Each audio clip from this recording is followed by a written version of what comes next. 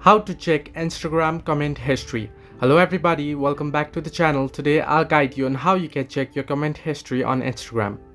Now it's quite easy and simple, so let me guide you through with a video. First, what you want to do is open up the app and log into your ID. And once you're logged into your ID, you'll get an interface like this. What you want to do is navigate to your profile.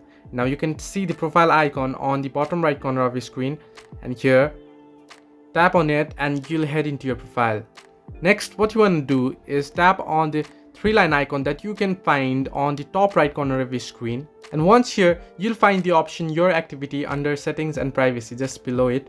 And tap on Your Activity, and here you'll find your Interactions option, and under Interactions you can find likes, comments, tags, stickers, and responses and reviews. Now what you want to do is head into comments, and here you'll be able to see all your comments here. Now, I don't have much of a history here, but if you have, then you'll be able to view all your comment history here. Hope this helped. Do like and subscribe, and do not forget to leave a comment down below if you have any further issues.